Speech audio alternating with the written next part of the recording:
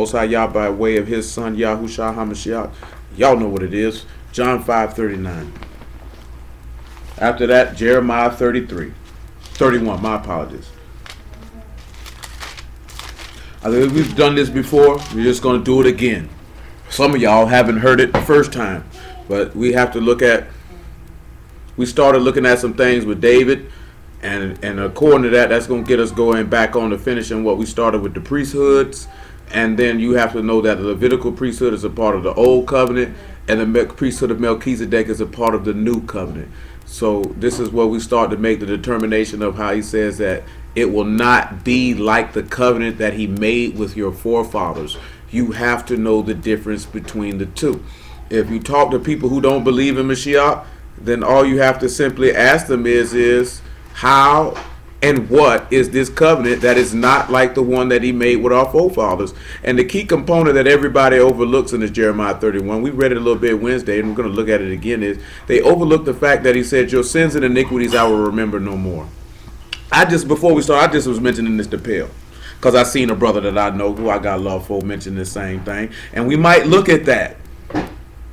There is no sacrifice for willful sin, because willful sin is outright rebellion. You should know that when we dealt with don't give your pearls before swine, or that you can't give that which is Kadesh unto dogs. Because when you rebel, you basically told that man F you. See, you have a sin like what David committed, which there are sacrifices for that, which is he let his carnal nature get the best of him, and he committed a transgression. Therefore, he forgave him for it. But then you have sin that is out of ignorance. And there's sacrifices for that. There are no sacrifices anywhere in the law for willful sin. And the reason why I mention this because the sister I know put that Hebrews 10 and 26.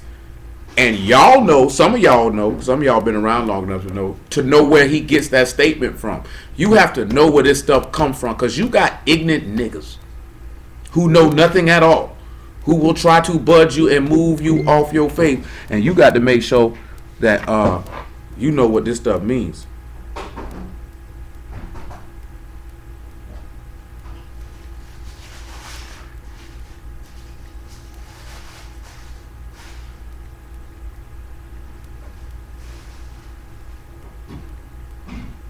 You know what I'm saying? You got to. You got to. So John 5:39. Let's make it do what it do. Search the scriptures, for in them you think you have eternal life, and they are they which testify of me, and you will not come to me that you might have life. I receive not honor from men, but I know you, that you have not the love of Elohim in you. I come in my Father's name, and you receive me not. If another shall come in his own name, him you will receive. How can you believe which receive honor one of another, and seek not the honor that comes from Elohim only? That's what a lot of people problem is. Let me tell you something, right? I done seen people who done rebelled. I done seen people who done sinned, just they flesh got the best of them. I done seen niggas who sinned and they ain't really know what they were doing. Now, when you talk about sin and not knowing what you're doing, that's just coming from a lack of understanding or ignorance of the text. Because you can't know the text and sin ignorantly. You know, sinning ignorantly is you ate something, somebody slid some pork in it. You didn't know it was pork in it. You just ate something. You didn't realize that. You know what I'm saying? That wasn't your intention. Your intention was not to commit a sin. You know what I'm saying? You went in that with the intent of that's not what I'm coming to do. There's a sacrifice for that. You know what I'm saying? You have to be careful of that, because you have to understand this man is no one to be played with. And if you're going to come to walk before this man, then you need to already have it in your heart that you're willing to do whatever it is that you got to do to get your soul saved. You know what I'm saying? You can't play with it. People play with it. This ain't nothing to play with. You can play with yourself. You can play with video games. You can play basketball. You can play with pets. Don't play with y'all, though. Because at the end of the day, you ain't playing with him. You're playing with yourself. Jeremiah 31. I forgot who that was told me. He said he knew a brother that told him. He was like, no, I ain't finna do it, because I know I ain't finna do right. I can respect that. Give me verse 27, though. Matter of fact, hold it. 22. I'm going to hit some other stuff before we even get to that. Praise the Lamb. Jeremiah 31 and 22. I just feel this way right now, you know. And there's some other stuff in Jeremiah 31. I think we done hit it before, but nevertheless. How long wilt thou go about, O thou backsliding daughter? For Yahuwah have created a new thing in their rats. A woman shall compass a man. Thus saith Yahuwah of hosts, the Elohim of Yasharal, as yet they shall use this speech in the land of Yehuda and in the cities thereof, when I shall bring again their captivity. Yahuwah Baruch thee, O habitation of justice and mountain of Kadesh. And there shall dwell in Yehuda itself and all the cities thereof together husbandmen, and they that go forth with flocks. For I have satiated the weary soul, and I have replenished every sorrowful soul. Upon this I awaked and beheld, my sleep was sweet unto me. Behold, the days come, saith Yahuwah, that I will sow the house of Yasharal and the house of Yehuda with the seed of man and with the seed of beast. And it shall come to pass that like as I watched over them to pluck up and to break down and to throw down and to destroy and to afflict, so will I watch over them to build and to plant, saith Yahuwah. Now you sit back and we look at these things. I'm not going to deal with the woman shall compass a man part right now. That's something that people talk about a lot right now. We're going to wait on that. But what we're going to look at is he said that he has satiated every weary soul and replenished every sorrowful soul. Because Brother DC just mentioned that thing about people wanting to die, people having depression, and that stuff happens.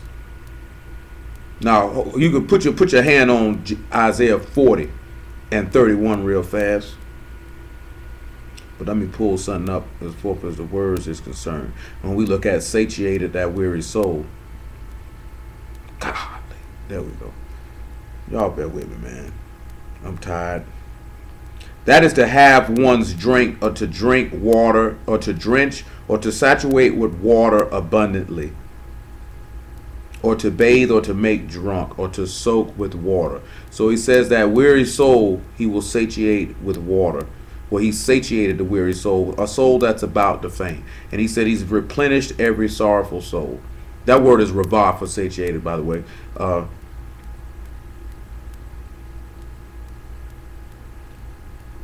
When we look at sorrowful, that's to become faint and to languish as well, or to mourn. What do y'all think he means when he says that he'll satiate every weary soul? Does anybody got an idea of what he think he could mean when he say he will satiate every weary soul? And it's ironic that I had to get directed towards that, because I just heard a brother use something in Isaiah 53 that was very, very horrible. You know what I'm saying? He didn't use that correctly. Matter of fact, let's read that Isaiah 53, which he didn't use well, and we'll work it like that. 53 and 2. We'll come back to Isaiah chapter 40. We want to start at verse 28. We'll start at verse 27 when we come. Matter of fact, make it verse 26. 25, matter of fact, in Isaiah chapter 40. Isaiah 40 and 25. But let's read Isaiah 53 and 1. Who have believed our report, and to whom is the arm of Yahuwah revealed? For he shall grow up before him as a tender plant, and as a root out of a dry ground. He hath no form of comeliness, and when we shall see him, there is no beauty in him that we should desire him. You know, we talked about that before. A lot of people think that means that the master was ugly. But we're not looking at that part. We can see what word for the, when we look at no form, it says shape or figure or appearance or visage.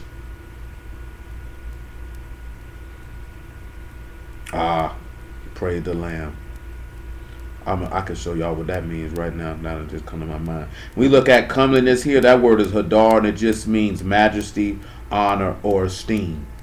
Not necessarily physical attributes of what he looks like. And it said, when we shall see him, there's no beauty that we should desire him. So that word beauty in that word is mareh. And that sight, appearance, or vision, or spectacle, or appearance. Yeah, praise the Lamb. This will work out swimmingly. So, when we look at him growing up as a tender plant and as a root out of a dry ground, and he say he will satiate the weary soul, does anybody got any idea whatsoever of possibly what could this mean? I need somebody to help me out. One of y'all should be able to tell me what this means. Somebody should be able to know. Does anybody know? Can anybody tell me in any type of way, do they have any idea what this could mean? Dang, I don't be looking at that chat. So I missed somebody saying hello 6 days ago. Don't nobody got no idea what this could mean? You got a root coming up out of a dry ground. There's no majesty in his appearance where they would desire him. And they say he will satiate the weary soul and replenish the sorrowful soul. Can anybody tell me what this means?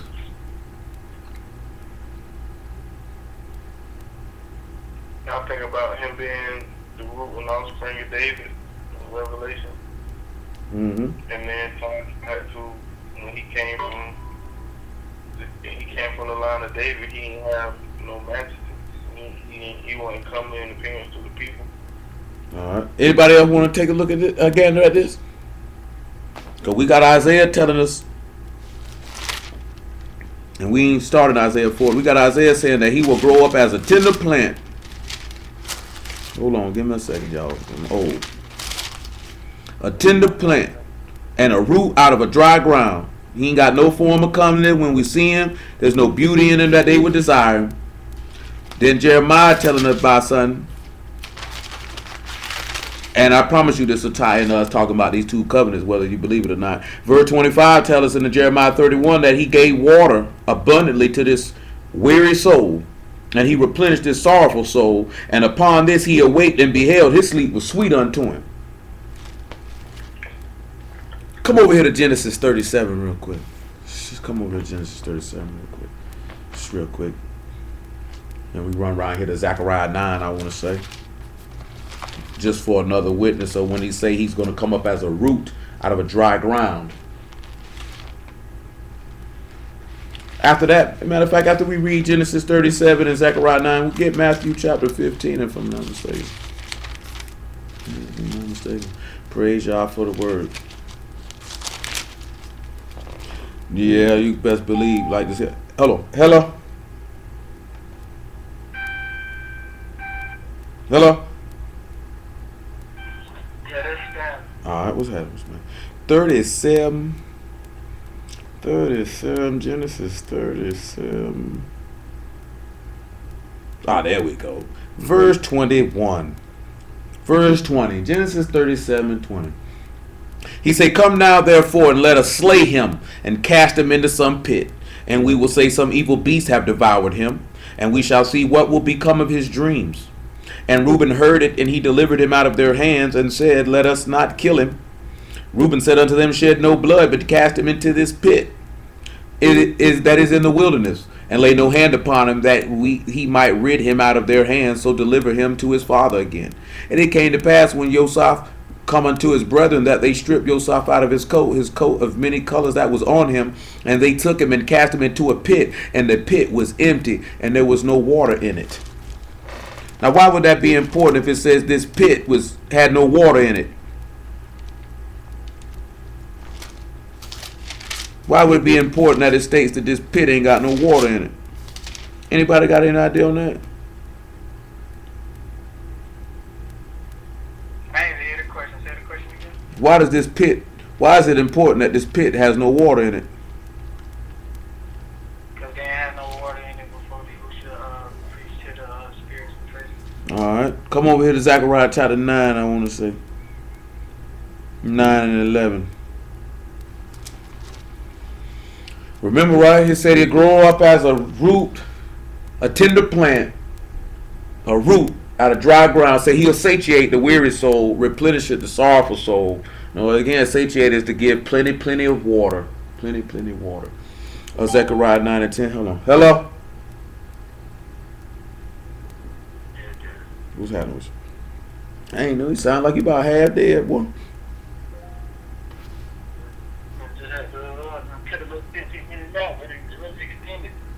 Shoot, don't feel bad. I ain't been asleep since. Well, I took a 2.5 hour nap the other day. Felt like I had been asleep for 8 hours. Y'all just don't know, man. In the last 5 days, I might have done slept total about 12 hours.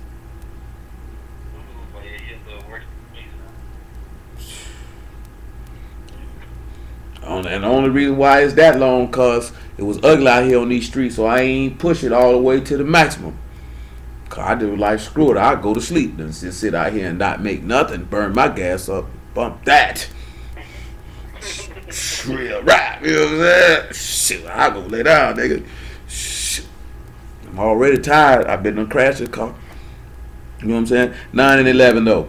Keep in mind, we talking about the difference between the two covenants. We ain't got there yet, but y'all willing, we gonna get there. That's why we came to verse 11 in Zechariah chapter 9, amongst other things. As for thee also, by the blood of thy covenant, I have sent forth the prisoners out of the pit where there is no water. Turn you to the stronghold, ye prisoners of hope, even to the day that I declare that I will render double unto thee. Again, keep this in mind when he talking about rendering double, because this covenant, we ain't ready yet, but we're going to get there. This covenant is not like the covenant which he made with your forefathers. See, this is where you have to stump a man at, because they steady saying, okay, you don't need no blood for no sacrifices. Okay, great. Blood is not the only atonement for a sacrifice. Okay, great. But blood is the only thing that can seal a covenant, lest they try to sit back and say, well, what about the covenant he made with Noah? He killed a lot of people, though. So he spilled some blood. He flooded the whole earth before he made that covenant to him. So there was a death before that covenant was made. So you're going to have to try again. Well, what about the covenant he made with David? He killed that baby before he made that covenant with David. So some blood was shed before that covenant was made. Don't play to trade that game. That man just don't make no covenants. But then you have to take in the pattern. If you just want to use that, but if you're going to take in the pattern the covenant that he made with Yasharal, if you want to take that covenant into play, then there has to be some blood used. If these niggas say they believe the law, see, them niggas love to say certain things about Christians, this, that, and the third. Pin these niggas in with they using their own logic, since you Torah only, and you gonna Torah go to hell. Because you don't believe what you say you follow, nigga. Yeah, man. You know, I ain't tell y'all this. I told some of y'all, nigga cussed me out decent the other day. I laughed in his face, too. Will told me I tried the man. I ain't tried the man. I just told the truth. He was garbage. If you garbage, you garbage. If you don't know what you talking about, you don't know what you talking about. I'm not finna sit here and stroke your ego. I'm not a male groupie. You know what I'm saying? I don't tell grown men what they want to hear. For what? You know what I'm saying? I don't want to have sex with you. I don't want no money from you. What am I lying to you for? You know what I'm saying? People lie to people they scared of or what they want something from. You know what I'm saying? Fly no grown man. You garbage, you garbage. You don't know what you're talking about. Nevertheless, he said he'll render double unto thee. Now I want you to look at Matthew chapter 15, verse 12.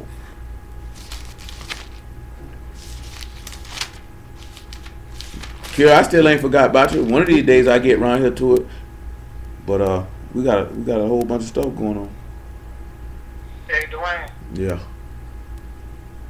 The covenant he made with Adam, you said it was Eve when she came out of his real blood. Oh yeah, some blood came up out of him. Open his side up. I would hope some blood came out or he'd have a serious problem. That would be ugly. All the way around the board. Matthew 15 and 12. Then came his disciples and said unto him, Know thou that the Pharisees were offended after they heard this saying? But he answered and said, Every plant which my heavenly Father have not planted shall be rooted up.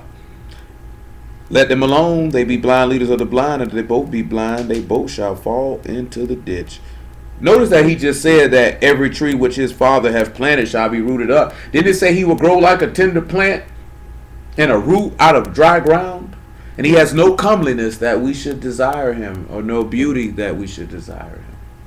Now again, I'm going to read those words again, so you can see that this is not actually talking about his physical appearance.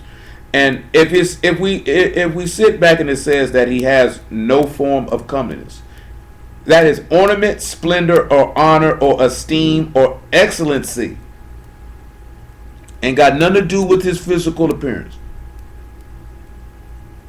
Has nothing to do with his physical appearance. They didn't see any honor or majesty.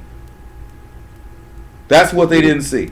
And it says, when we shall see him, there was no beauty that we should desire him. That beauty is again a sight or a phenomenon or a spectacle, a vision, or something that is of supernatural. It can also mean something that is handsome, but it's an appearance. So if you looking at it, they didn't see any majesty or honor that they would want him. that they would desire him. They couldn't see that in him. And he's a tender plant that's coming up out of a dry ground. And Joseph come up and thrown in the pit where there was no water. And now you see that he said he's in the pit where there was no water in Zechariah 9. What could he be telling us if he say he going to satiate the weary soul, which abundantly pour water upon them? Let's see. John 7:37.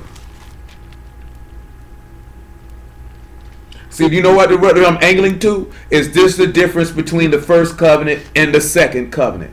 Just going about showing it in a different fashion. And then we'll look at, matter of fact, before we look at John 7:37, let's look at Deuteronomy 31. Deuteronomy 30, my apologies. Let's look at it in the law and see what was a part of that covenant. You need to know the things that were a part of the covenant. And after we read, matter of fact, let me read Romans 9 before we read Deuteronomy 30. Let me do that. Romans chapter 9. We'll start at verse 1. Let me do that. Praise Yah for the word. Praise Yah for to be able to understand the word. I say the truth in Mashiach, I lie not. My conscience also bearing me witness in the Ruach HaKadosh, that I have great heaviness and continual sorrow in my heart. For I could wish that myself were accursed from Mashiach for my brethren, my kinsmen, according to the flesh. You have to know that since he stated that, you have to remember this one key thing, right? We just read Joseph. Joseph's name means Elohim has taken away my reproach or taken away my sin. And Elohim who has taken away my sin. Hold on. What's happening, bro? Hello? What's happening with you? Shoot, you know, I'm preaching right now, man. You know, I'm going to come around there tomorrow after I get finished preaching, though. I said, I'm preaching right now. You know, I'm going to come around there tomorrow after I get finished preaching. I ain't leaving from St. Augustine until about 7:30. All right. No, I was just calling to see if you made it out there. But yeah, he's still at Vail. Yeah. They're going to be transferred into some kind of hospital out in Ramona as soon as the bed becomes available. Yeah, Auntie Marva told me. All right. I give you a call in the morning. Okay, that's a bit. All right. Love you, man. Love you too, man. What you think? I said love you too. Oh, you talking. All right, for sure. All right. Sorry about that, y'all. Just had that with my brother, man. You know, they finna put my dad in hospice, man. He finna get ready to check on up out of here. What is that, verse 3? Crazy part is they gonna ask me to come to that funeral, and that is a no-go. Because they gonna have it on the Sabbath, and boy, I'm not going. Verse 3, though. So when you look at verse 3, and he said that, you know, he was accursed.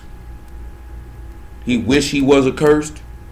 Remember what Rebecca did. She said, you know, let that reproach be on me. She was willing to be accursed from Elohim for Jacob's sake, the chosen one's sake. She was willing to do that. You know, the reproaches of them that reproached thee, they fell on me. You know, when he put up on that tree, he became a curse for his brethren's sake. That, you know what I'm saying? And I'm mentioning Rebecca out of the law because that was the love that she had for her son, that she was willing to be accursed from Elohim for her son's sake, for her flesh's sake. See, that's the difference between the first covenant and the second covenant. No one in that first covenant was willing, outside of Moses, was willing to be accursed for the people's sake. See, that's what people sit back and look at is that, and Moses did this too, if I'm not mistaken, in Exodus chapter 32, he was willing to take on the curse for the people. But, you know, Yah told him, you know, he that sinned against me, I'll blot him out. He didn't let Moses become that sin to remove sin from the people. See, brothers look at that stuff, they think he's just doing something. They're not seeing the pattern of what was going to be laid in the first covenant. Well, I mean, in the second covenant, which was not onto the first. That in order to remove a curse had to come about. See, they don't have enough wisdom and knowledge and understanding of the love of Elohim to even peep that. Because regardless, and this is how the beast's going to get him when he die and resurrect again. Because then all of a sudden, these stupid niggas' brain that's going to click. But it's going to click for the wrong person. And they're going to click their place to a place where fire and maggots dwell. Unbelief is a very detestable thing in the eyesight of Yahuwah. Y'all know what the book say. That's disgusting to him. We talked about this the other day. 98% of people have doubts in them. They doubt. Those doubts is what caused their service to Yahuwah to become lackluster. A lot of times we doubt about, am I going to get this or am I going to get that? Some people doubt if they're going to get a spouse. Some people doubt if they can understand the word. Some people doubt if this, whatever the people be doubting on. And that stuff be holding them back. You know what I'm saying? Because when you're doubting, you haven't given yourself fully over to this man's will to put your complete and whole trust in him. You know, we talked about that a few months back about loving this man with the whole heart, the whole mind, and the whole soul. You know what I'm saying? We be so bad, we complain about things. We murmur and complaining is something that man despised with your ancestors in the wilderness. We ain't never happy with what he give us because we want more or we don't want what he give. You know what I'm saying? We don't be realizing that stuff, man. This man, like as I just told y'all, right? And I ain't just like this here, right? My daddy don't deal with the word, man. This man had an artificial pump in his heart to make his heart work. Automatically, it just stopped working. His heart been stopped working. Now his machine don't work no more. So this man's heart is just going to outright stop. If it was y'all will, y'all could have made that machine go for as long as he wanted it to go. You know what I'm saying? My people like, it's in God's hands now. Clearly it's in his hands and he said pop time is up. It's over. It's done. It's complete. You know what I'm saying? It's just like that. You could be out of here. The same way you can read in this book, people get all manner of blessings. Our people got all manner of blessings and complained about them. He gave them manna, they complained about it. He delivered them from their enemies. They complained about it. They looked at what y'all had to give, which he said is a blessing. They looked at it as a burden. They weren't content with it. They weren't happy with it. They saw something wrong with it. And we have to look at that. That's not the way to be. That's not the way to serve this man. Because it's like this here, right? What the master said is, he said, he said, you ain't bringing forth the fruits thereof. That man can take what you got and give it to somebody else. Since you don't appreciate it, I'll just take that from you and give it to somebody else. And you ain't got to worry about it. But we don't think about that type of stuff. That man can take your brain and flip it over in a matter of a moment. And let you walk around thinking you pleasing him when deep down inside you know you're not. You have to think about that type of stuff. We don't be thinking about that type of stuff because all we care about is our life and what we doing and how we rocking and how we rolling. And that's all that matters. Not even really understanding and peeping, this man literally became a curse to take away a curse. And you have people in this book who were willing to do that because that's the manner of love that they had for their kinsmen. And that's the love that Paul is exhibiting when he's saying he wished that he could be a curse. Because if you're a curse, you separated from Elohim. You know that from Isaiah 59:1. You separated from him. That man was willing to be separated from his brethren that their souls might be saved. The same love that Mashiach exhibited. The same love that Rebecca exhibited. The same love. The same pattern of love you really seeing with Joseph being thrown in the pit where there was no water. Nevertheless, verse 4. Who are Yasharal, to whom pertain the adoption. So when we look at, when we're going to go look back, right, we're going to see something. That the adoption is a part of the covenant. And the esteem and the covenants and the giving of the Torah and the service of Elohim and the promises. So we have to go look in the law and see all those things to be able to understand how is this covenant different from this one. So now let's go look at Deuteronomy 30, if I'm not mistaken, and 19. Now I'm going to ask you all a question. What manner of life was promised in the first covenant? Was it length of days or was it eternal? Everlasting. So if it was length of days, then we're going to have to sit back and look at the difference between the covenants then. You're going to see the difference. Deuteronomy chapter 30, verse 15. He says, see, I have set before thee this day life and good, death and evil. And that I command thee this day to love Yahuwah thy Elohim, to walk in his ways and to keep his commandments and his statutes and his judgments, that thou may live and multiply. And Yahuwah thy Elohim shall bless thee in the land whither thou go to possess. But if thy heart turn away, so thou wilt not hear, but shall be drawn away and worship other gods and serve them, I denounce you this day.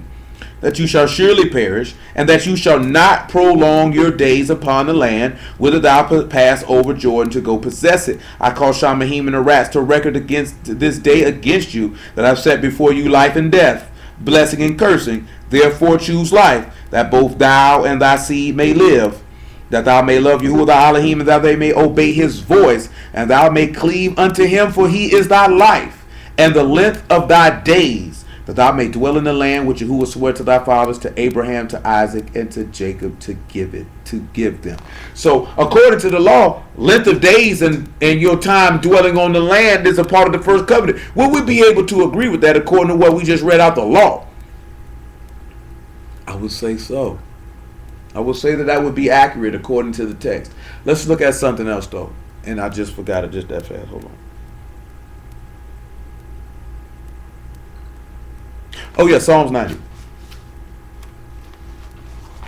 Then we'll come back to finish the point of how did he satiate this weary soul and this sorrowful soul? How was he a tender plant growing up out of a dry ground? And that he had no honor or majesty or splendor that they would desire him. How could this happen? What could this mean? I don't know. I'm not sure. Nobody knows. It's a great mystery. Oh, that made me think about one time I was talking to some dude about 3 years ago. He told me, man, you speaking in a mystery. I laughed at that nigga. I'm like, bro, that's what the book say. And I wasn't even on nothing that deep. And I forgot what I just mentioned. Oh yeah, Psalms 90. Sometimes I think I got dementia. That's horrible.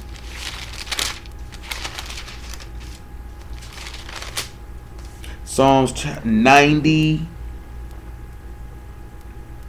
and 9. Psalm 90 and 9. And it says, for all our days are passed away in thy wrath. We spend our years as a tale that is told. The days of our years are 80 years and 10, and if by reason of strength they be 80 years, yet is their strength labor and sorrow, for soon cut off, and we fly away. We know the power of thy anger, even according to thy fear, so is thy wrath. So teach us to number our days, that we may apply our hearts unto wisdom. He said he need to teach you to number your days, because you know you ain't got that many. So these people knew they were going to die, and their reward was dwelling in the land for a long period of time. And that was it. They say maybe we'll live 70 years, and if we're strong, we'll get 80. We'll get 80.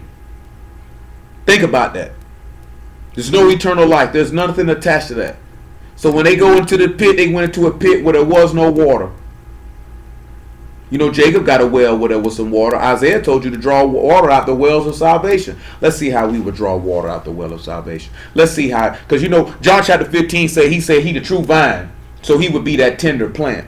Let's see what it is that word for tender is. He would be that tender, because he said he would grow up before him as a tender plant. And that word for tender plant is a sucker, a sapling, or a young plant, or a tree failed and sprouting. You know what it means for a tree to be failed? You know what that is? A tree failed. You know what you say that if you failed a tree? Y'all know what that lingo means? I know we should know what that lingo means. We go to John 7:37.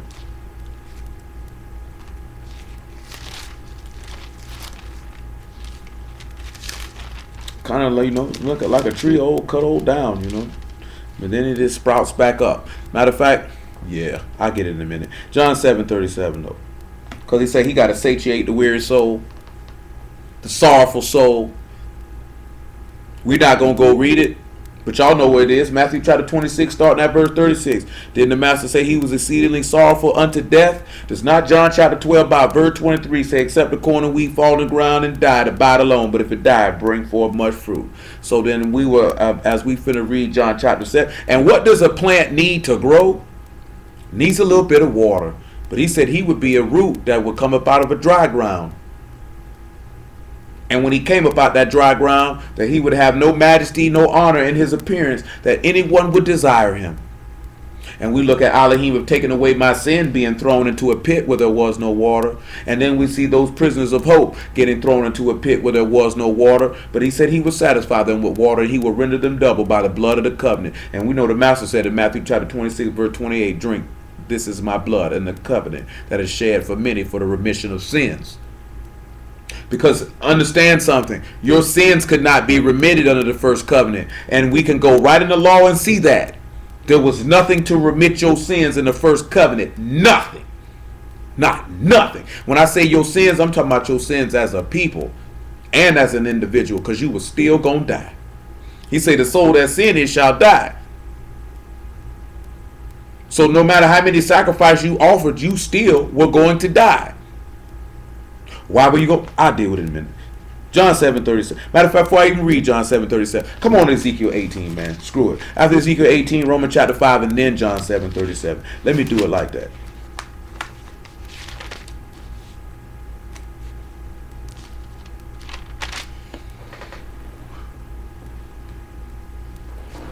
All right, Ezekiel 18:1, and it says, the word of Yahuwah came unto me again, saying, what mean ye that you use the proverb concerning the land of Yasharal? Still hold Isaiah chapter 40 and Jeremiah 31.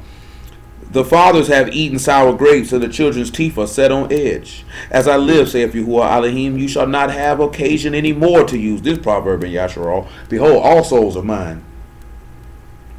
As the soul of the Father, so also the soul of the Son is mine. The soul that sinned, it shall die. The soul that sins, it shall die. That means we have a major dilemma on our hands with that. Go get Romans chapter 3 by verse 19 before we read Romans chapter, excuse me. I don't even know. Yeah, go Romans 3 and 19. I'll remember what I wanted for that in a moment. Romans 3 and 19. So if the soul that sins, it shall die, then we all have a problem.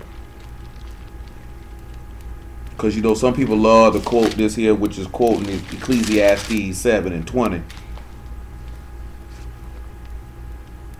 Is it 3 and 19? No, it's not 3 and 19. It's 3 and 9. What then are we better than they? No, and no wise, for we have been before proved, both Yahudim and Gentiles, that they are all under sin. As it is written, there is none righteous, no, not one.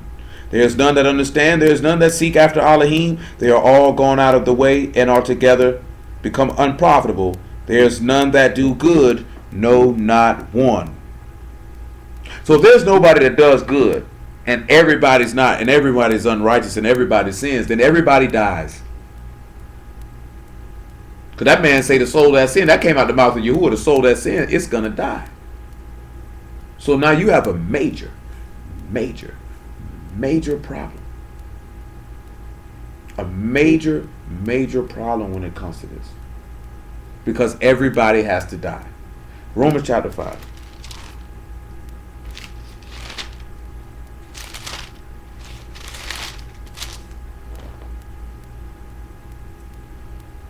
(5 and 14). Make it 5 and 12. Wherefore, as by one man sin entered into the world, and death by sin, so death passed upon all men, for that all have sinned. So, according to what we just read in Romans 3, which is mentioned in Ecclesiastes 7 and 20, there's not a man who sinneth not. Then everybody dies.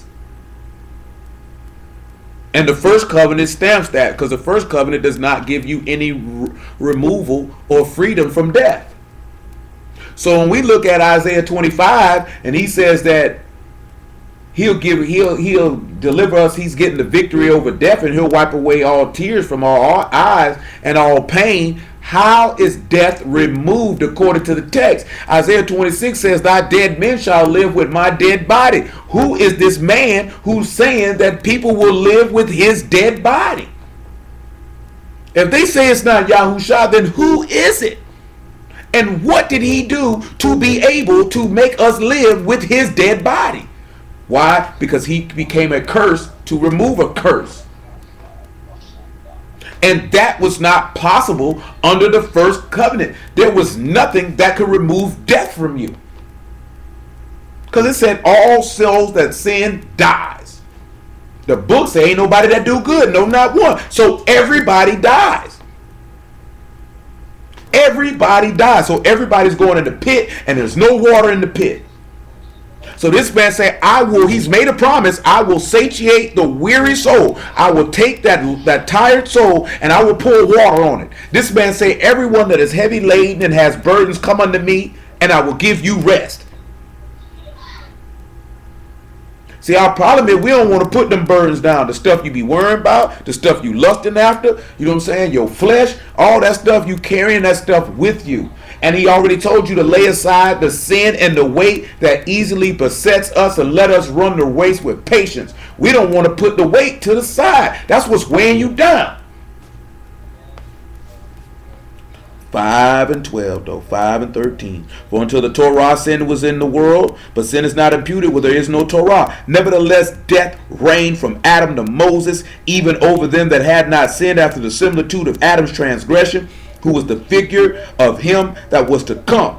But not as the offense, so also is the free gift. For if through the offense of one many be dead, much more the favor of Elohim and the gift by favor, which is by one man, Yahushua HaMashiach, have abounded unto many.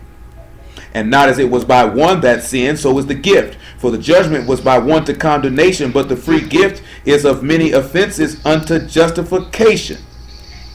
For if by one man's offense death reigned by one, much more they which receive abundance of favor and the gift of righteousness shall reign in life by one Yahushua HaMashiach. Let's look at the gift of righteousness, everybody. John 7:37. And now we're going to see how he was a tender plant that came up out of a dry ground. We're going to see how he satiated the weary soul, and that he had no majesty, no honor, that anyone would desire him when they saw him.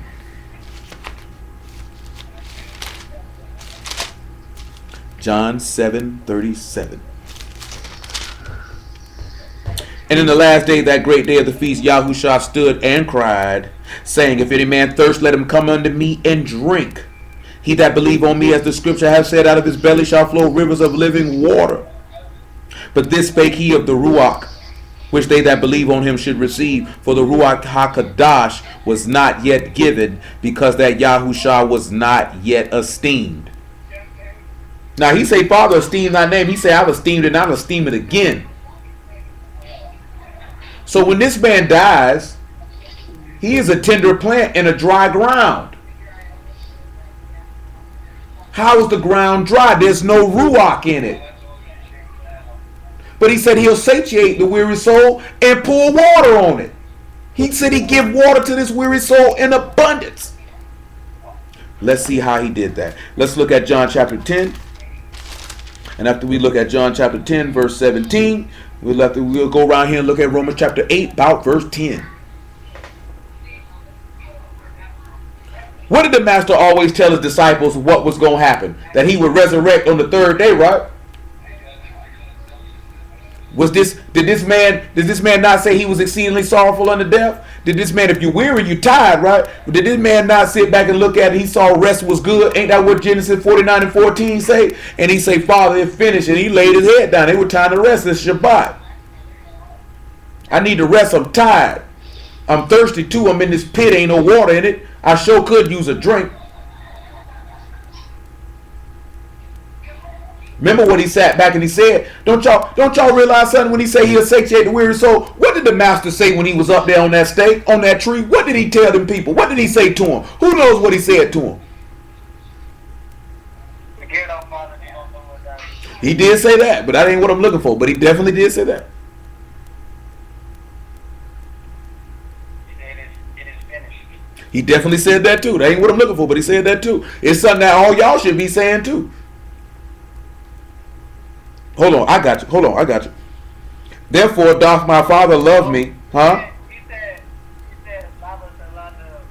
Yep, he said that too.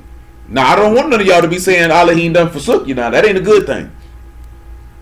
But hold on, I got you. Hold on. You said what he said on the tape? Yeah. All those are accurate. He was talking to the man on the left of him saying, he's going to have churches with me. Yeah, he said that too. Nah, but I'm talking about. Nah, you all right? I got you. Hold on. It's in accordance with what we talking about. I'm finna show y'all. Hold on. I got you. No, I mean everything you said, he said it. But I wanted you to think on the lines of what we talking about right now. Hold on. Therefore doth my Father love me, because I lay down my life that I might take it again. No man take it from me, but I lay it down of myself. I have power to lay it down, and I have power to take it again.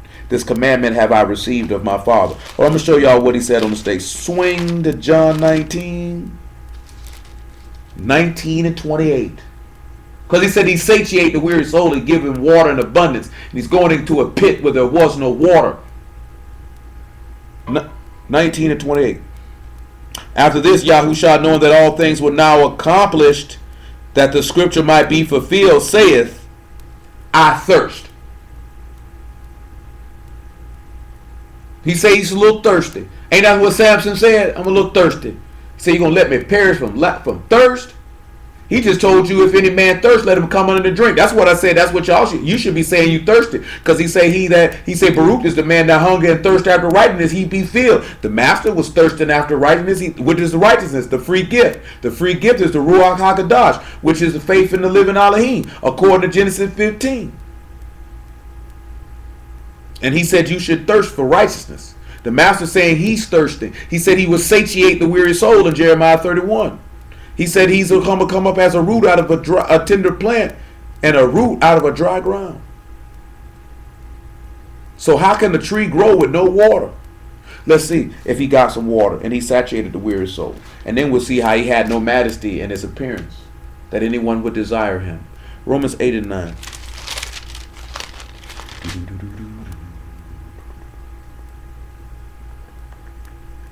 And it's also going to show you, if you have this same thing we're looking at, that no one will desire you and they will reject you.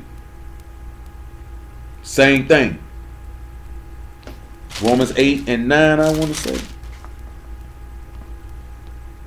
He said, but you are not in, verse 8. So then they that are in the flesh cannot please Elohim. But ye are not in the flesh, but in the Ruach. If so be that the Ruach of Elohim dwell in you. Now if any man have not the Ruach of Mashiach, he is none of his. And if Mashiach be in you, the body is dead because of sin, but the Ruach is life because of righteousness. But if the Ruach of him that raised up Yahushua from the dead dwell in you, he that raised up Mashiach from the dead shall also quicken your mortal bodies by his Ruach that dwell in you. So what do we look at and understand? The Father poured water on this weary soul to satiate it, that therefore he could arise. And then we'll look at the things that he said after that, or what he promised him.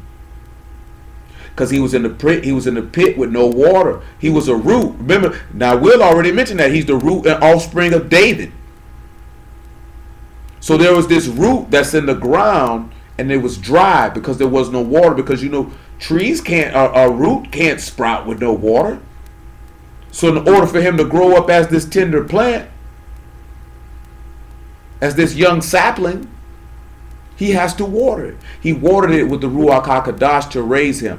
But when he watered it, he said there was no majesty, no honor in his appearance that we would desire him.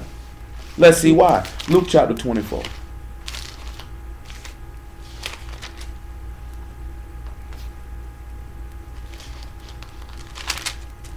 Let's see what that verse is really pointing us to. 24 and 13. And behold, two of them went the same day to a village called Emmaus, which was from Jerusalem about 80 furlongs. And they talked together of all the things which had happened. And it came to pass, while they communed together and reasoned, Yahushua drew himself near and went with them. But their eyes were holden that they should not know him. Because when they saw him, there was no beauty in them that they should desire him. They didn't see any comeliness in him that they would want him. Remember that beauty is straight a spectacle, an appearance, or a vision, something supernatural, or the sight of vision of power or seeing. They saw him and didn't know who he was. They didn't see no majesty. This man just resurrected from the dead. They didn't see any majesty or honor in him. No splendor. No greatness. He said unto them, what manner of communications are these that you have one to another as ye walk and are sad? One of them, whose name was Cleopas, answered and said unto him, art thou only a stranger in Jerusalem? Hast thou not known the things which are come to pass there in these days? And he said unto them, what things? And they said unto him, concerning Yahushua of Nazareth, which was a prophet, mighty in deed and word before Elohim and all the people, and how the chief priests and the rulers delivered him to be condemned to death, and have crucified him. Would you really sit back and let's drop down about verse 25. He said, then he said unto them, O fools and slow of heart to believe all that the prophets have spoken. Ought not Mashiach have to suffer these things and to enter into his esteem? And beginning at Moses and all the prophets, he expounded unto them in all the scriptures the things concerning himself. And they drew nigh unto the village whither they went, and he made as though he would have gone further, but they would have not gone as though he would have gone further, but they constrained him, saying, abide with us, for it's towards evening, and the day is far spent. And he went in to tarry with them. And it came to pass, as he sat at meat with them, he took bread and baruched it and brake and gave to them, and their eyes were open, and they knew him, and he vanished out of their sight. And after that, they saw him in his majesty and appearance, and they desired him after that. They desired him after that. But before that time, there was no majesty or splendor and honor in him that they would desire him. Hold on. Let's see if we can see another example of this in John 20. John 20 and 11. Let's see if there was no beauty in him for him to desire him there. But Mary stood without at the sepulchre weeping. And as she wept, she stooped down and looked into the sepulchre. And seeth two Malachim in white sitting, the one at the head and the other at the feet, where the body of Yahushua had lain. And they said unto her, woman, why weep thou? She saith unto them, because thou hast taken away my master, and I know not where they have laid him. And when she had said thus, she turned herself back and went and saw Yahushua standing, and knew not that it was Yahushua. There wasn't no majesty or no honor or nothing that she would desire him. See, brothers sit back and take this and talking about that he wasn't a handsome man. It's not even talking about that. This thing specific. It said, who have believed our report, and to whom is the arm of Yahuwah revealed. They seen this man resurrected from the dead and didn't desire him. He was literally a tender plant and a root that came up out of a dry ground. He then came up out the grave, and when they seen him in his majesty and his splendor, and they did not desire him. They had no idea who he was.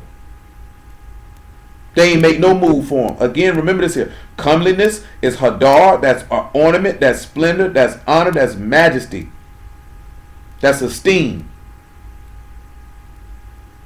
Said he had no form of comeliness. And when we shall see him, there is no beauty that we should desire him. That word is marah. That's a sight or appearance, a vision, a spectacle, what is seen, a vision that is supernatural. They didn't desire him. We're going to read, she thought he wasn't nothing but a gardener. And that word is kamad for desire, and that's to take pleasure and in delight. You just seen when he was walking with his disciples in Luke 24, they didn't desire him. They didn't take no delight in him. They just thought he was a regular dude.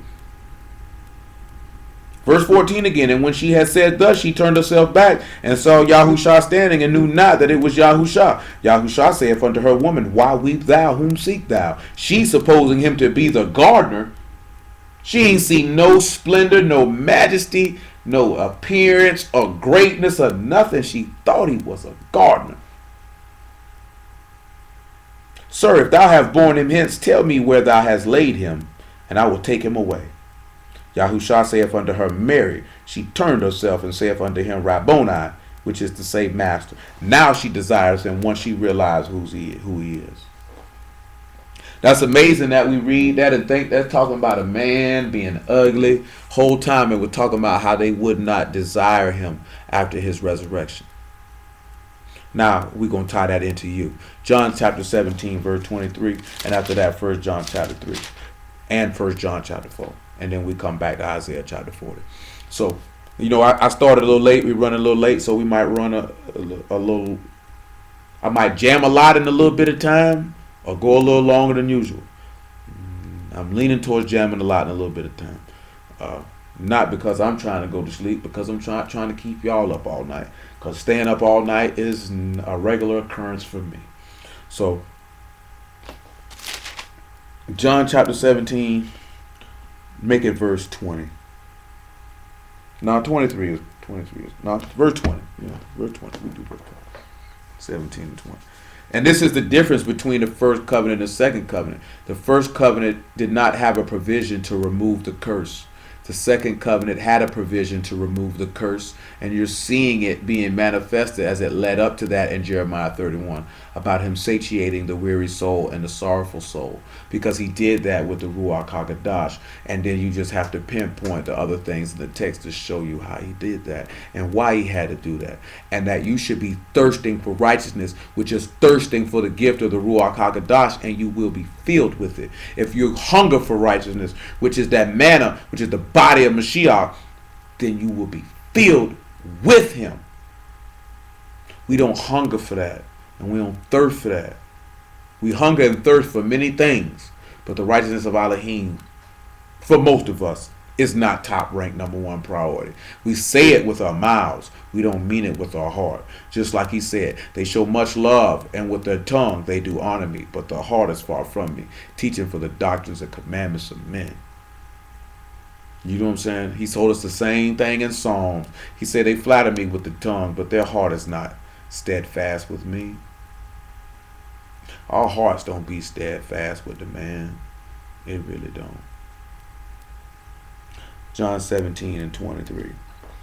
I and them, I said 20, I'm sorry.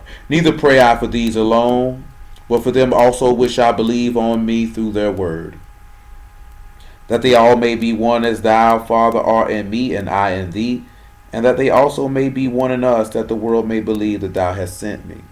And the esteem which thou gave me I have given them, that they may be one even as we are one. And I and them, and thou and me, that they may be perfect in one, that the world may know that thou hast sent me, and hast loved me, as thou hast loved them, as thou hast loved me. Father, I will that they also whom thou hast given me be with me where I am, that they may behold my esteem which thou hast given me, for thou loved me from the foundation of the world. The same way that he loved Mashiach from the foundation of the world is the same way he loved you from the foundation of the world, if you are his members, which are written in the book before they were formed. And y'all remember when we dealt with that. So you got to understand that.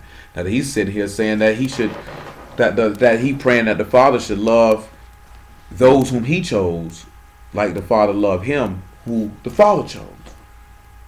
You know, election is a strong thing. It makes people sad, because niggas know they going to hell. So they don't want to hear that they ain't been chosen.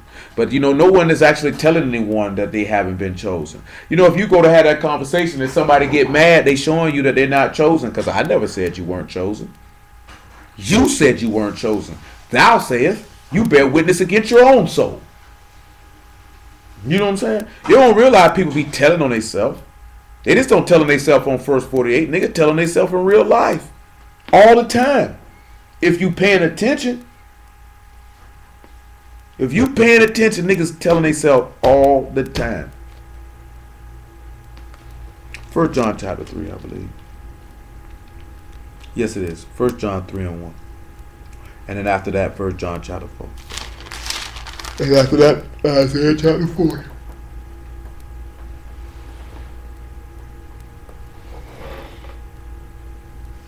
Behold, what manner of love hath the Father bestowed upon us, that we should be called the sons of Elohim. Therefore the world knoweth us not, because it knew him not. Beloved, now we are the sons of Elohim, and it doth not yet appear what we shall be. But we know that when he shall appear, we shall be like him, for we shall see him as he is. Now you know it says the world don't know you, because it didn't know him, because he didn't have any comeliness or honor or majesty or splendor that the people would take a delight in him. And you have to realize that if you take on that free gift of righteousness, then there is no majesty or honor or splendor that anyone would take a delight in you.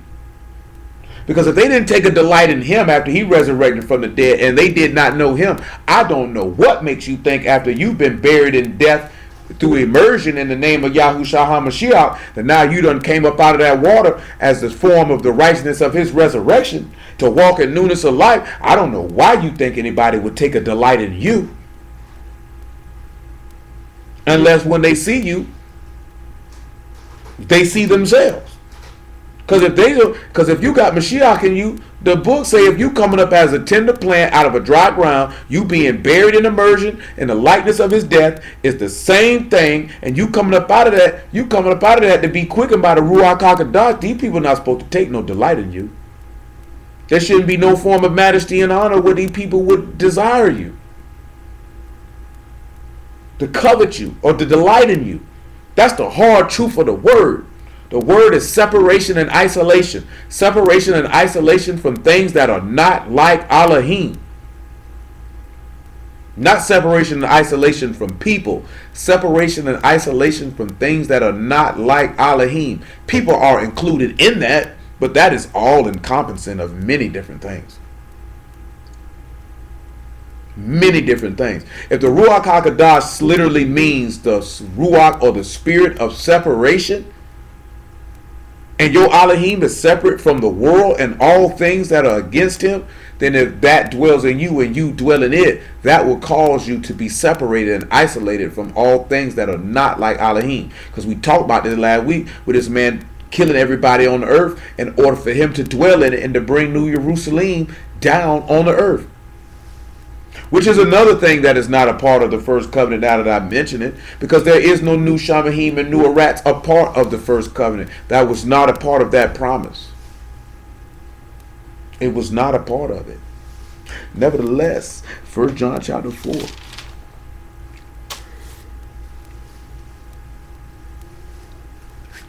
That's the hardest part about it.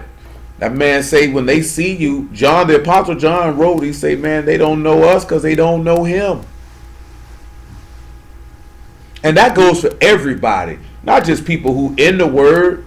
If this man is in you and you and in him, they will not recognize him. Therefore, they're not going to recognize you. Therefore, they're not going to take pleasure in you. That's why he said he was a man of sorrows, despised and rejected of men. Because people don't take pleasure and delight in Elohim. They simply do not. Do not fool yourselves and believe that they do. Sinners don't take pleasure in things that are contrary to them. Yahuwah definitely doesn't. Because the law says if you walk contrary to him, he said he will surely walk contrary to you. Nevertheless, 1 John chapter 4. Verse 4. Ye are of Elohim, little children, and have overcome them, because greater is he that is in you than he that is in the world. They are of the world, therefore speak they of the world, and the world hear them. We are Elohim. He that know Elohim hear us. He that is not of Elohim hear not us. Hereby we know the Ruach of truth and the Ruach of error. A separation. Just got to be a separation.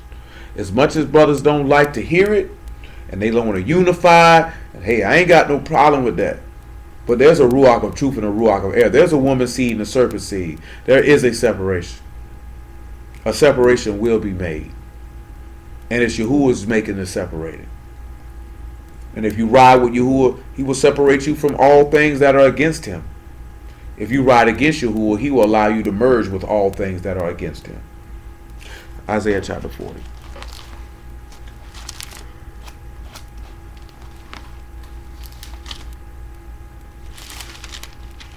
And after Isaiah 40, I think it's 2 Corinthians chapter 4 we're going to look at.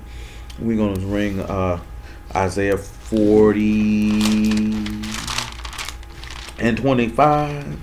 To whom will you liken me? Or shall I be equal, saith the Kadosh one? Lift up your eyes on high, and behold who have created these things, that bring out their host by number. He called them all by names, by the greatness of his might. For he that is strong in power, not one fail. Which, when he sit back and he say he called their host by number, he called them all by names, by the greatness of his might. Come over here to Revelation chapter 3. I want to say chapter 2.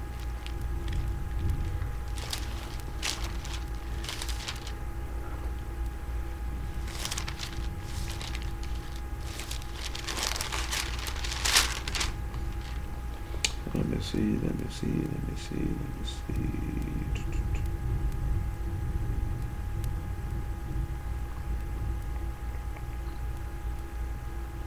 It Might have been Revelation 3, might have been the first time. Give me a second, man. I mean, I know what it says. I ain't remember the verse, though. I actually want y'all to see what he says for yourself.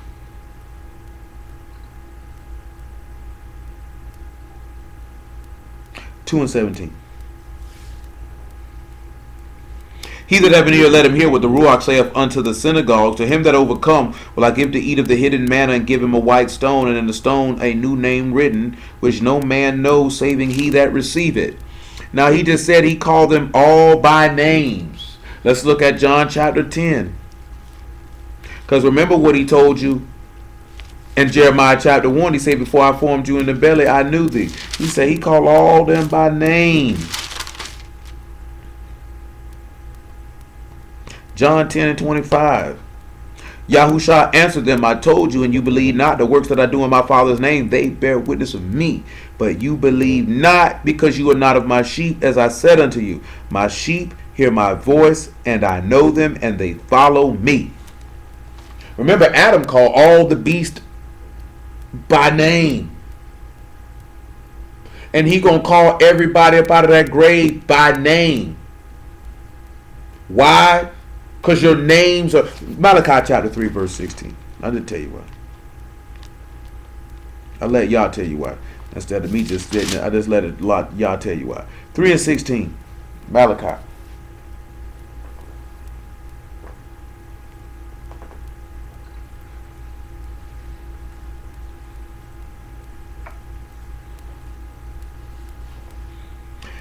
Then they that feared Yahuwah spake often one to another, and Yahuwah hearkened and heard it, and a book of remembrance was written before him for them that feared Yahuwah and thought upon his name. And they shall be mine, saith Yahuwah of hosts, in the day when I make up my jewels, and I will spare them as a man spare his own son that serve him. Then shall you return and discern between the righteous and the wicked, between him that serve Elohim and him that serve him not. This man say you're going to have to be able to tell the difference between who serves Yah and who don't. Between the righteous and the wicked. There's a separation. And he said, little children, you've overcome the world. Greater is he that is in you than he that is in the world. Therefore, we know the Ruach of truth and the Ruach of error, because he that is of Elohim hear us, and he that hear us not is not of Elohim. And you thinking that you can't tell when this book is telling you that you're going to be able to discern between who's good and who ain't? When this man just said there's a book of remembrance written, so therefore if there's a book of remembrance, that means he put your name in it. If he put your name in it, that means he's going to call you by name, by the strength of his might. You got to understand that and know that, because he said he called his host by number. Come on back to Isaiah chapter 40. And he says they strong, for he that is strong in power, not one fail. Mashiach ain't failed to accomplish anything that he was sent to do. They say, oh, Yahushua ain't finished nothing. He ain't do this, he ain't do that. So you say, you ignorant, stupid bastard Jew. Verse 27. Why say thou, O Jacob? Speak, O Yasharal, my way is hid from Yahuwah, my judgment is passed over from Elohim. Hast thou not known, hast thou not heard, that the everlasting Elohim, Yahuwah, the creator of the hens of the arats, faint not, neither is weary? There is no searching of his understanding. See, let's see right there, how could he be God? He fainted, he was weary, because he was a man. Because he was a man. Let's see why. Romans 1 and 1. You got to remember what, matter of fact, before we read Romans 1 and 1, I'm going to let's get Romans 4. I didn't want you to see that Mashiach was doing what Abraham did. This is Mashiach thought as Abraham did, and he spoke like this. 4 and 17, 4 and 16, Romans. Therefore it is of faith that it might be favored to the end, the promise might be sure to all the seed, not only to that which is of the Torah, but to that also which is of faith by Abraham, who was the father of us all. As it is written, I've made thee a father of many nations, before whom he believed, even Elohim, who quickened the dead, and called these things which be not as though they were. Who against hope believed in hope that he might become a father of many nations, according to that which was spoken, so shall thy seed be. And being not weak in faith, he considered not his own body now dead, when he was about 100 years old, neither yet the deadness of Sarah's womb. So when we see Mashiach stating certain things, that you may know the Son of Man have power to forgive sins. And among other things that he spoke, it's because he know that Yah has the ability to call things that be not as though they were. Therefore he had the confidence to speak as if it was, even though it had not been brought to pass. That was the level of faith that this man had, and he wasn't weak in it. He believed that what was spoken unto him. Matter of fact, let me read something in Acts real fast, something that Paul said, Acts 26. Acts 26, before we swing to Roman 1:1.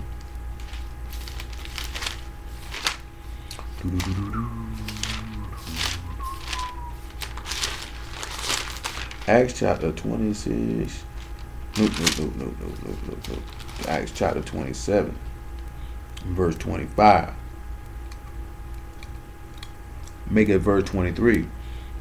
For there stood by me this night the Malachim of Elohim, whose I am, and whom I serve, saying, Fear not, Shaul, thou must be brought before Caesar, and lo, Elohim have given thee all them that sail with thee. Wherefore, sirs, be of good cheer, for I believe, Elohim, that it shall be even as it was told to me. Same thing that David said. You know what I'm saying? He said, let it be done as thou hast spoken, let that be accomplished. See, that's the level of faith that these men had. He say, Paul say, shoot, I believe that it's going to go down just like he told me we're going to go down. What you mean? Because I belong. He said, I am Elohim's and I do serve him. See, that's what I mean when I be talking about we be having doubts. We don't have that level of confidence that the things that are not will be as though they were. Because that's how Yah speaks things that are not right plainly in your face, and speaks it as if that's going on right now as I tell it to you. Because as it is in the rest, as it is in Shamahim, if he'd have spoken in Shamahim, he say his word would not come back to him void. Let's look at that. Isaiah 46. I didn't want y'all to see that, so y'all can understand that. And it ain't got to be directly if you hear a Ruach telling you something, you should just have that confidence in what the words say. This man ain't coming back, word ain't coming back void. 46 and 10. He said, declaring the end from the beginning, the ancient times, the things that are not yet done, saying, my counsel shall stand, and I will do all my pleasure, calling a ravenous bird from the east, the man that execute my counsel from a far country. Yea, I have spoken it, and I will also bring it to pass. I have purposed it, I will also do it. Because Elohim is not a man that he should lie, nor the son of man that he should repent. Remember, we just talked about that. Hold on, that's verse 11 in Isaiah 55. Come on, Rhonda, that's the word I wanted. Well, that's what I was thinking about. He says, so shall my word be that go forth out of my mouth. It shall not return unto me void, but it shall accomplish that which I please, and it shall prosper in the thing whereunto I sent it. So I don't know why these boys don't think, if that man had prophesied to Yahushua HaMashiach, oh, that's not coming back empty, cuz that's going down. Just like he said it was going down. Whether you niggas like it or not. Romans 1:1 though. Let's sit back and see. They see he got weary. He fainted.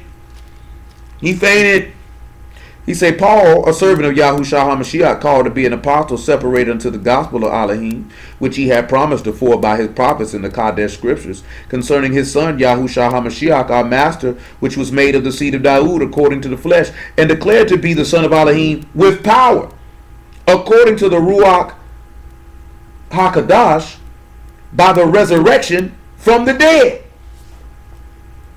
So he was declared to be Elohim from the resurrection of the dead. But when he was in the flesh, he was the son of man. He was a man just like us, the son of Adam. That's why he referred to himself in that fashion. Let's see why. Hebrews, chapter 2, verse 14. And then we'll come back to Isaiah 40. I done drifted off the path of the difference of the covenants. Well, I'll put it this way. I ain't going about it how I thought I would go about it right now. We're going about it, just not in the fashion that I had in my mind I was going to go about it. Nevertheless. Really? That's your ringtone there? I'm scared to think of what song that actually was. Is that I'm Your Fever, I'm Your Fire? Is that what that was? Let's talk to him. This one wants to be my friend. Hebrews 2 and 14. For as much then as the children are partakers of flesh and blood, He also himself likewise took part of the same, that through death he might destroy him that had power of death, that is the devil, and deliver them who through all fear of death were all their lifetime subject to bondage. For truly he took not on him the nature of Malachim, but he took on him the seed of Abraham.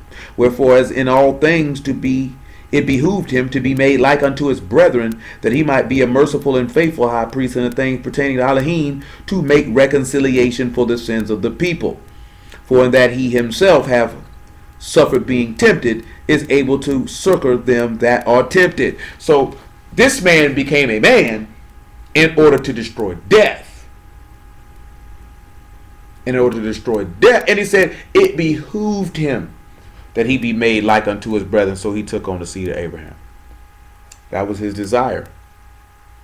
He thought that was of the utmost importance and imperative that he do this. Nevertheless, back to Isaiah chapter 40. That's just for the smart niggas that say, oh, he fainted, he can't be God. No, he didn't faint nor get weary after his resurrection, but certainly he was a man. Therefore, he was going to faint and be weary. And that's him fulfilling Jeremiah 31. Satiate the weary soul. Y'all had to fill him up with some water. Where we at? Verse 28? We in verse 29? Listen what he said. He give power to the faint. To them that have no might, he increased strength. Because where the word of the king is, there's power.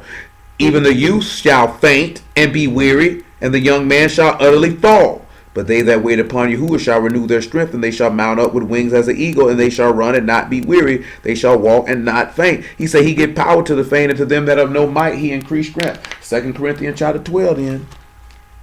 We ain't got to get 2 Corinthians chapter 12. We come to 2 Corinthians chapter 4. Y'all know what he told Paul. He said, my favor is sufficient for thee, for my strength is made perfect in weakness.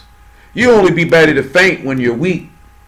The master said he thirsts because he had became weak. And people don't sit back and realize that he had to give strength to the young man, because he talking about giving strength to Mashiach by resurrecting him from the dead. And we done pretty much already established that. But you don't sit back and realize that when you dealing with that first covenant, we were weary, we were weak, and we needed strength. Therefore, he had to give us something. He had to give us power. The power of Elohim was not accessible in the first covenant.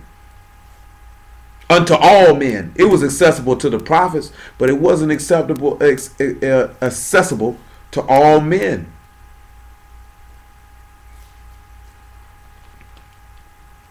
Second Corinthians chapter 4.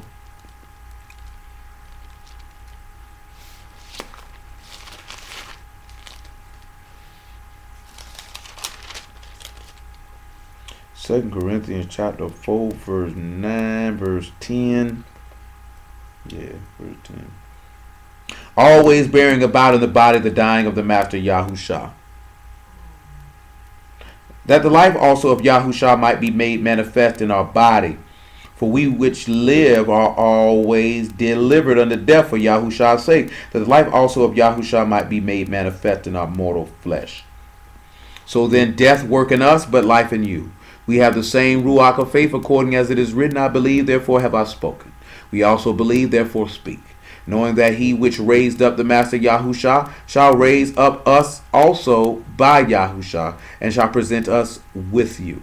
For all things are for your sakes, that the abundant favor might through the thanksgiving of many redound to the esteem of Elohim. For which cause we faint not, but though our outward man perish, yet the inward man is renewed day by day. For our light affliction, which is but for a moment, work for us a far more exceeding and eternal weight of esteem. That's the same thing that the master thought. That's the same thing which occurred to him. Though his outward man perished, he was renewed in the inward man. The Ruach, he said, if Mashiach be in you, the body is dead because of sin, but alive unto righteousness.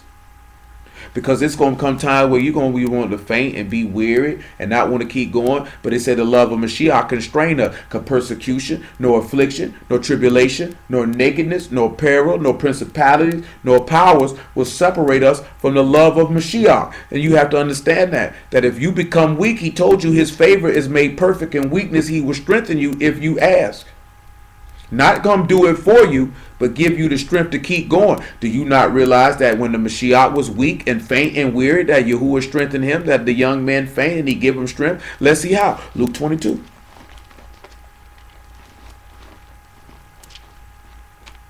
Let me quote him right in Isaiah 49. I want to quote the man wrong.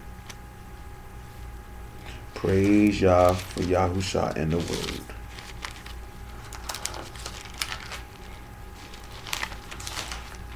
What he said, I told her right. He said he gave power to the faint, and to them that have no might, he increased their strength. That's what he said, right? Even the youth shall faint and be weary, and the young men shall utterly fall. But if they wait on Yah, he'll renew their strength. He said he about to faint. He said he give them some strength. Luke 22. Let's see if he did that. Let's see if he kept his word. Let's see if we can find another reason why this occurred. Luke chapter 22, verse 39. And he came out and went, and as he was wont, to the Mount of Olives, and his disciples also followed him. And when he was at the place, he saith unto them, Pray that you enter not into temptation.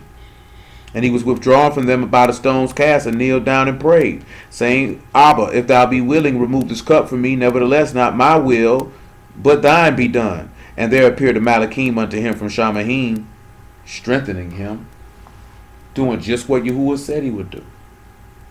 And that man will give you strength, not give you strength to stop sinning, because you already got to have that desire in your heart to stop sinning. But he'll give you strength when you get weak and you sorrowful. See Philippians chapter 4. Remember, right? He told it, his favor is made perfect in weakness. So when you in a weak state, this man can come through and give you that strength for you to keep going. He did the same thing for Elijah. Matter of fact, before we read Philippians 4, let me show you how. 1 Kings chapter 19.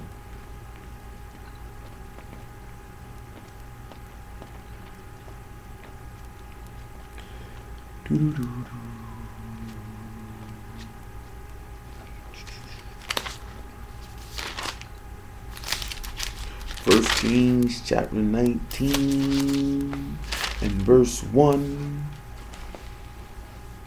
And Ahab told Jezebel all that Elijah had done, and withal how he slain all the prophets with the sword. Then Jezebel sent a messenger unto Elijah, saying, So let the gods do to me and more also, if I make not thy life as the life of one of them by tomorrow about this time. And when he saw that, he arose and went for his life, and came to Beersheba, which belonged to Yehuda, and left his servant there. But he himself went a day's journey into the wilderness, and came and sat down under a juniper tree. And he requested for himself that he might die, and said, It is enough now, O Yahuwah, take away my life, for I am not better than my fathers. And as he lay and slept under a juniper tree, behold, then a Malachim touched him, and said unto him, Arise and eat. And he looked, and behold, there was a cake baking on the coals, and a cruse of water at his head. And he did eat and drink, and laid him down again. And the Malachim of Yahuwah came again the second time, and touched him, and said, Arise and eat, because the journey is too great for thee. And he arose and did eat and drink, and went in the strength of that meat 40 days and 40 nights unto Horeb, the Mount of Elohim. We looking at Elijah, and he was in a weak state, and his outward man was perishing. But then Yahuwah came through it, even though, oh no, that was not good. But then you sit back and you look at him, that he gave him bread and water, which strengthened him. The blood and the wine, the body and the blood, to strengthen him, his inward man. Because this man sat down and requested that he might die. That's how serious, that's how weak he had gotten. And Yahuwah did just like what he said he would do. He would give strength to the user and give strength to them who were ready to faint. And then he came and satiated the weary soul by giving him water, giving him what was an example for him to go in his journey. And he went in the power of that meat, the power of that cake, the power of that water for 40 days.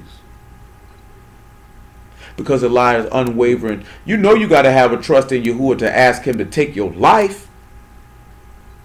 Niggas ain't praying to y'all to take their life. Because niggas don't want to die. Because niggas know if they die, they going to hell. So you know what? Sit back and ask yourself that. How many times you ever prayed to this man to take your life? Somebody will sit back and look at that. There's something wrong with him. He praying to God that God kill him. What's wrong with that guy? That's the confidence he got in his Elohim. Not only that I please thee through the righteousness of faith, but I also please you through my obedience because of my righteousness of faith to the holding of your word, that I could approach you and ask for you to take my life with no fear. No fear, because this man's not getting killed because he committed sin or any manner of wickedness. This man asked Yah to kill him, to take his life. Now you really sit back and think about that and measure that in your own heart. The level of faith and obedience that this man has to ask the Almighty Elohim to take his life. Because he had became weak and he had became weary, and Yah came through and did just what he said he would do. He strengthened him. Same way that the master became weak and weary, and Yah did exactly what he said he would do, and he strengthened him. Now Philippians chapter 4.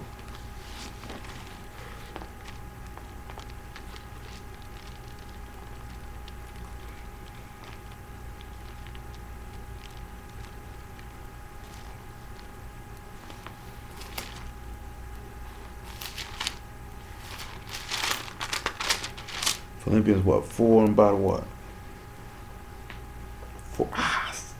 4 and 8.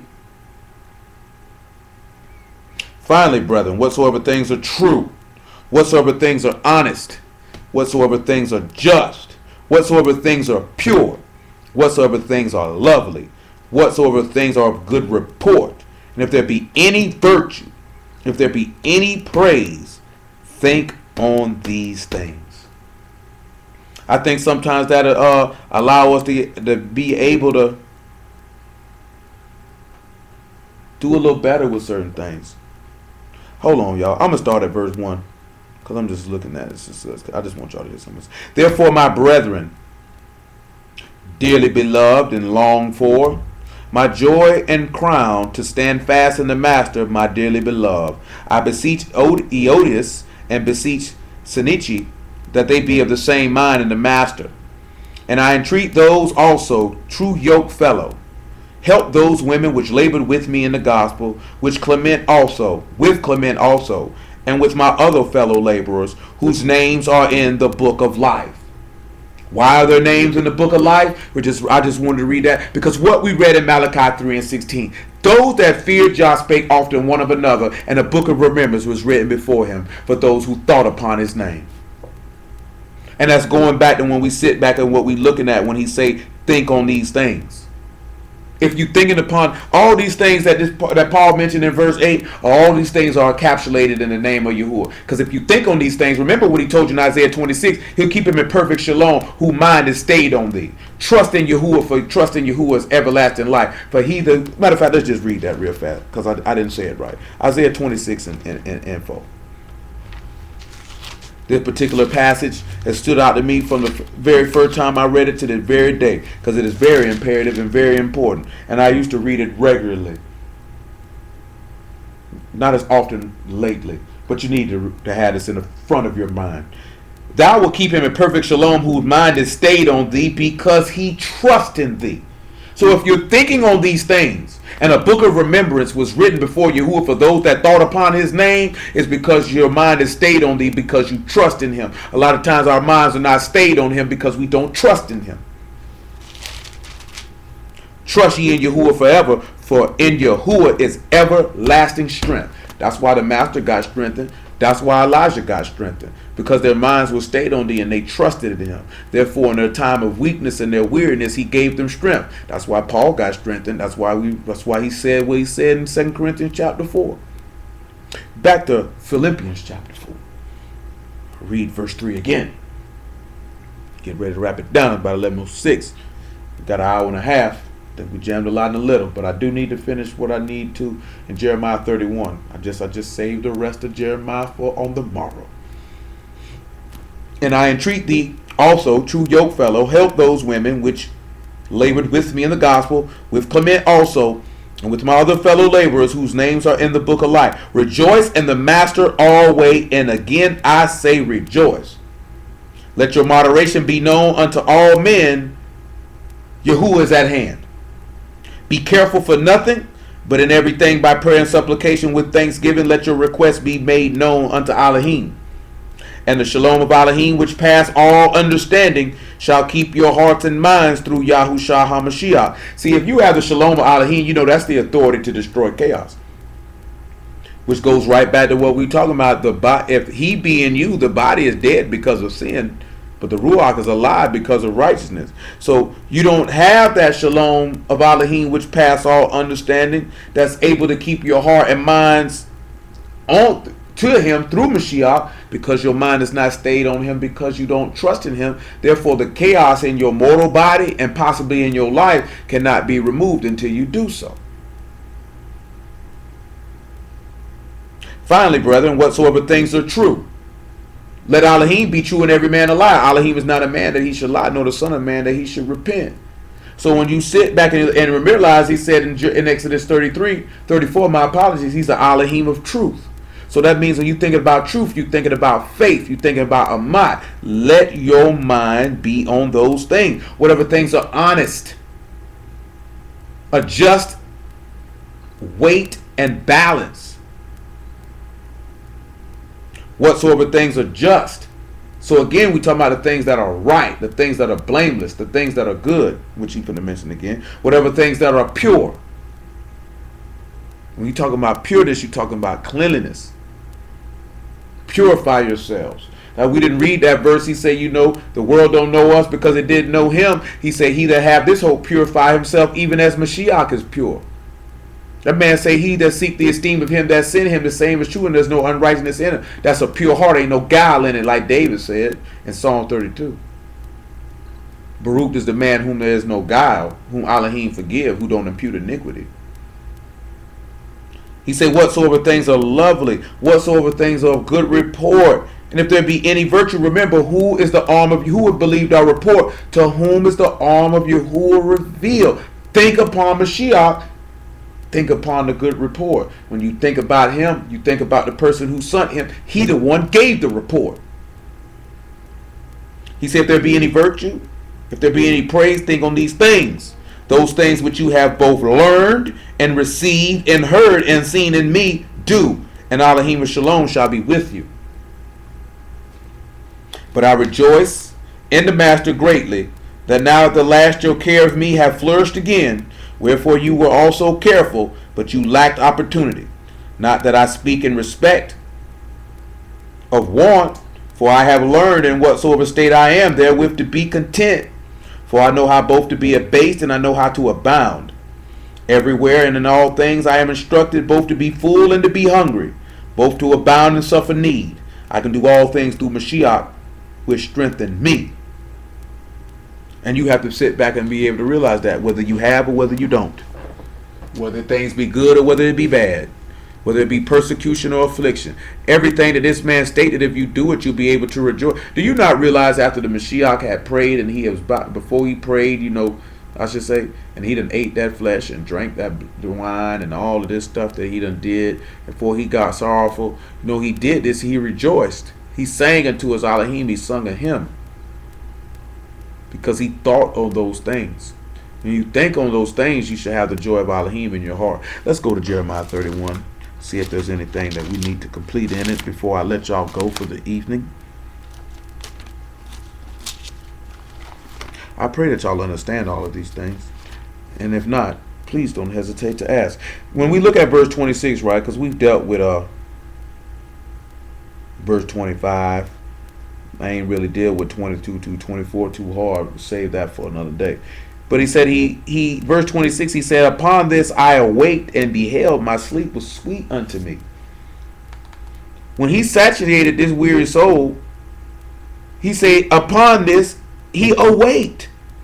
And he looked at his sleep, that it was sweet. Let's see what this could mean. Truth be told, we've already shown you what it means.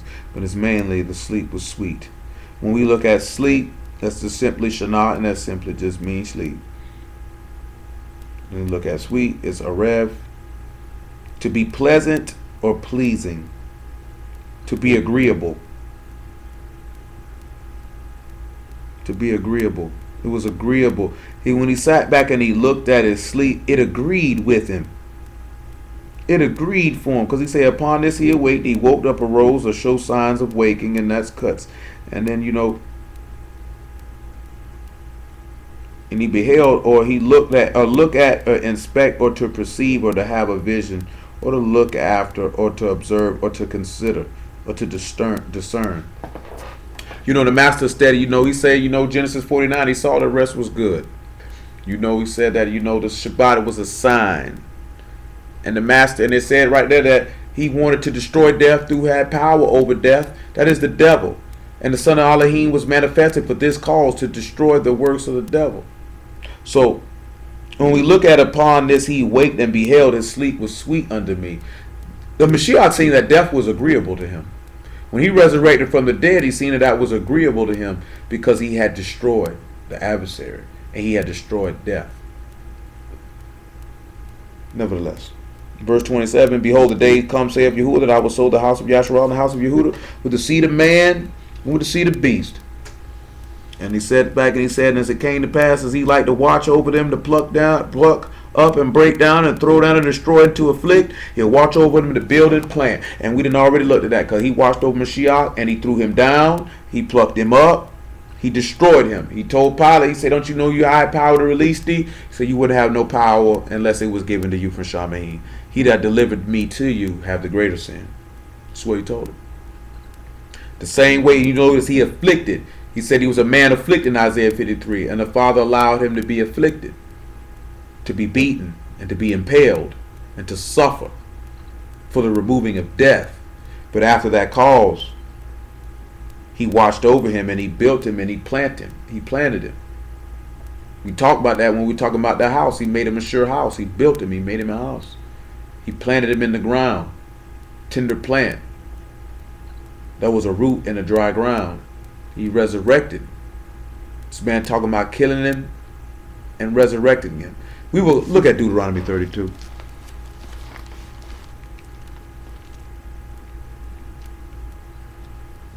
Deuteronomy 32. Deuteronomy 32. Verse 39. Make it 38. Which did eat the fat of their sacrifices and drink the wine of their drink offerings. Let them rise up and help you and be your protection. See now that I, even I, am he, and there is no God with me. I kill and I make alive. I wound and I heal. Neither is there any that can deliver out of my hand. And that's exactly what he did to his son. He killed him and he made him alive. He wounded him and he healed him. And nobody could deliver him out of the hand of Elohim. Why you sit back and look at when Pilate say, man, I got to let one of y'all go. They asked for Barabbas because this was all of Elohim. You can't deliver Yahusha out of my hand. This must happen. There was nothing anyone could do to stop it. This man must die. Galatians 3 and 13, and we'll conclude from that point.